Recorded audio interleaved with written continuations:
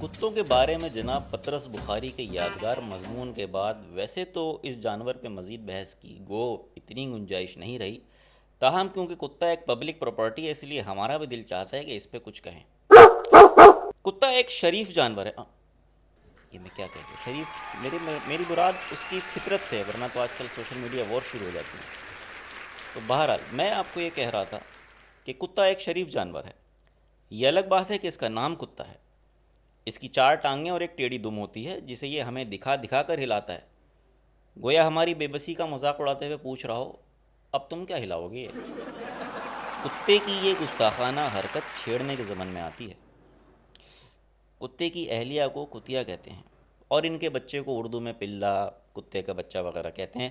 کبھی کبھی انسان بھی ایک دوسرے کو کتے کا بچہ کہہ دیتے ہیں۔ کیوں؟ اس بارے میں کتوں نے عجیب پرسرار خاموشی اختیار کر رکھی ہے۔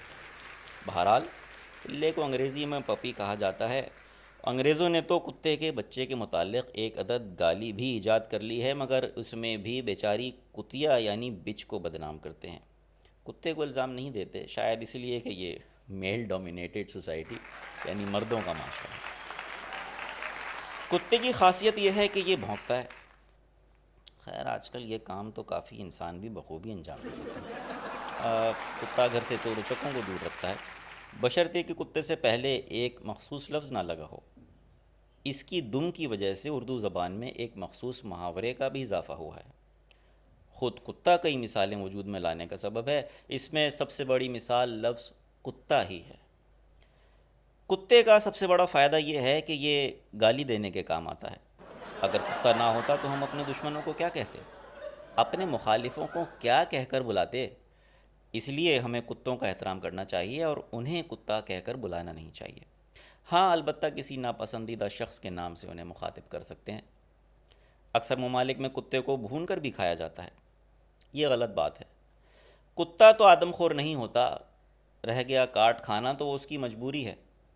اکثر اوقات انسان بھی تو ایک دوسرے کو کاٹ کھانے لگتے ہیں، وہ تو پھر کتا ہے۔ کتا اب تک نہایت وفادار جانور ہے، حالانکہ صدیوں سے حضرت انسان کے ساتھ رہ رہا ہے۔ کتے چور بھی نہیں ہوتے کیونکہ انہیں دولت کی ہرس نہیں ہوتی۔ اگر کتا بھی روپے کا لالچ اور بے وفائی کرنے لگے تو کتا نہ رہے آدمی بن جائے۔ کتا شروع ہی سے انسان کا ساتھی رہا ہے۔ پہلے انسان شکار کرنے کے لیے کتا استعمال کرتا تھا اور کتا انسان کے لیے شکار مار لاتا تھا۔ اب چونکہ انسان خود کتا ہو گیا ہے اس لیے مزید کتے کی ضرورت نہیں رہی۔ ہاں البتہ پولیس اور انٹیلیجنس والے اکثر کتوں کی مدد لیتے رہتے ہیں، شاید اس لیے کہ کتا رشوت نہیں لیتا۔ یہ انسان کا بہترین دوست ہے۔ انسان کس کا بہترین دوست ہے یہ کوئی نہیں جانتا۔ بیچارہ اپنے مالک کو خوش کرنے کے لیے طرح طرح کے کرتب دکھاتا ہے۔ منہ میں گیند بھی پکڑ لاتا ہے، حالانکہ اس کی تو ٹریننگ بھی نہیں ہوئی اکیڈمی میں۔ رات کو جب عوام سو رہے ہوں تو یہ بھونک بھونک کر جاگتے رہنا کی تان لگاتا رہتا ہے، کیونکہ جانتا ہے کہ در حقیقت جن کا کام جاگنا ہے وہ سو رہے ہیں۔ مالک چاہے 10 جوتے سر پہ مارے، یہ زبان لٹکائے مالک کے آگے دم ہلاتا رہتا ہے۔ خیر دم ہلانے میں تو اکثر انسان بھی کتے سے 4 ہاتھ آگے ہوتے ہیں۔ کتوں کے بارے میں سب سے اچھی بات یہ ہے کہ یہ کبھی ناپید نہیں ہو سکتے۔